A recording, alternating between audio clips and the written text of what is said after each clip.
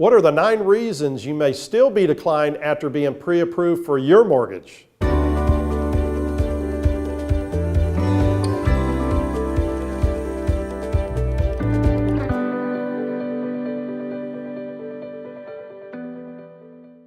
So you went out and you contracted on your house. Mortgage broker gave you a conditional qualification letter, said that you were good to go. You went and bought that house that he said you could qualify on the payment. You brought him the contract, sent it to the bank, and they said there's a problem. I said, oh my God, there's a problem with what? I gave you everything. You told me that I was approved. Well, Mr. Borrower, you didn't tell me about that bankruptcy that you had. It was 10 years ago. There's certain type things that you have to disclose and make sure. Do you know that as of July 1st, 2017, on the credit reports, that they're not going to be showing any federal tax liens. They're not going to be showing civil judgments anymore because they have to verify those very decisively, and they're not going to be able to verify those and meet federal law. So when we pull a credit report, we go only by what the borrower tells us because there may be other things out there that we can't find until it's submitted for underwriting with the lender. Because that's when things are pulled on historic things that happen to you, bankruptcies, foreclosures, civil judgments, those kind of things. Those will stop your loan after you've been pre-approved, right? Because pre-approved doesn't mean it's been completely done and all the searches have been done. That's not done until you're under contract. So make sure that you give all the information and you answer all the questions on the loan application correctly so you won't have that issue. So let's go through the list of the top 9 things that can cause your loan to be declined even after it's been pre-approved. Okay, so the number 1 thing is not disclosing things on the application. And what are those things? Well, there's questions on there about past bankruptcies, any judgments that may be instilled on your credit report. So those things can come up later in the fact finding by the lender once you're under contract. So make sure that it's very clear that we know about all those things, otherwise we're going to have an issue.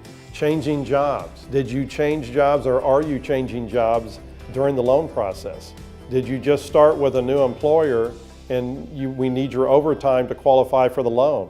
You won't get to use your overtime if you just started with a new employer, even if it's in the same industry. Very, very important. Are you going on maternity leave in the next few months during the loan process? Those are important things because when you're on maternity leave, we cannot use your income. And number 3 is undisclosed businesses that are owned.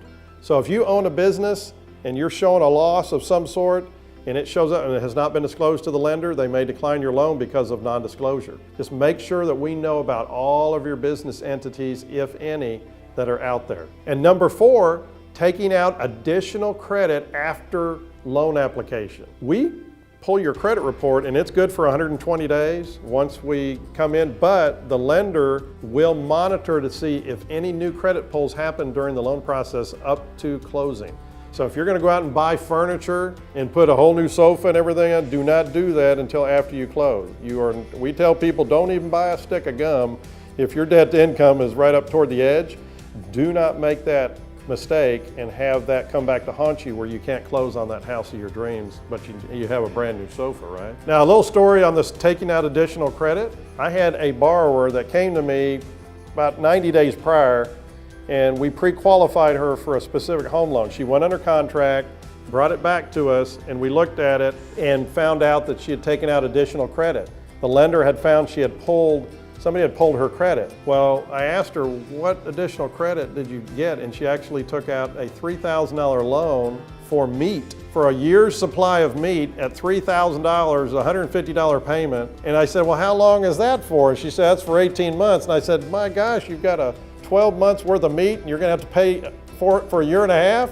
You're gonna be upside down on your meat bill, okay? I mean, I've heard of people getting upside down on their car, but not their meat bill. So I said, we were able to end up getting that loan closed, but it was comical at the same point in time because it's kind of irritating when you see somebody make those kind of mistakes. But we educate up front and sometimes that happens, so don't let that happen to you. And number 5 is making large undocumented deposits into your checking account.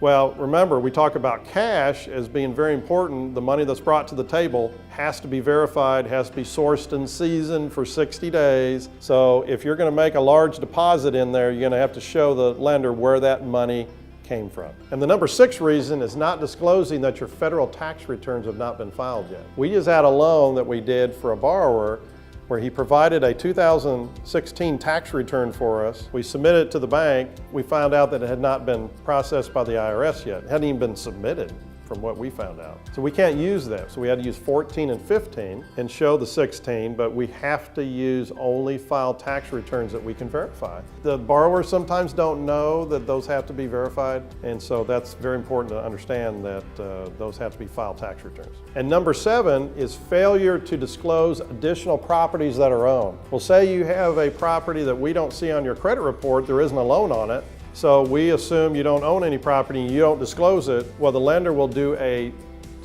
property search, and find that you own property in your name. And so they will count the taxes and insurance against your debt to income ratio. That's why they want to know about that, because you don't have a payment per se.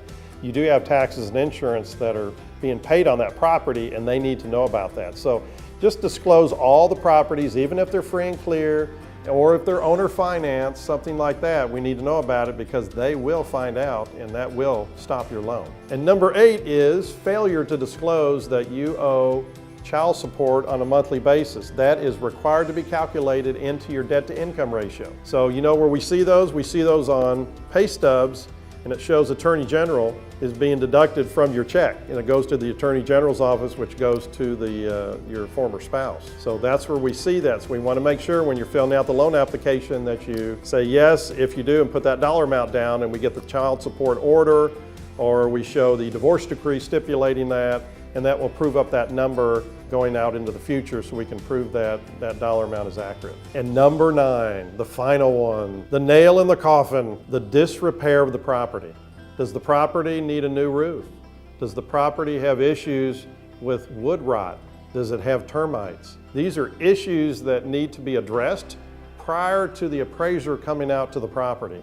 If the property's in disrepair, it is not going to pass muster with the lender, and it will not be allowed to be financed. So those have to be fixed prior to closing. Now we get those appraisals in that come in, and they say subject to the repairs that need to get done, and that's okay. They need to get fixed prior to closing.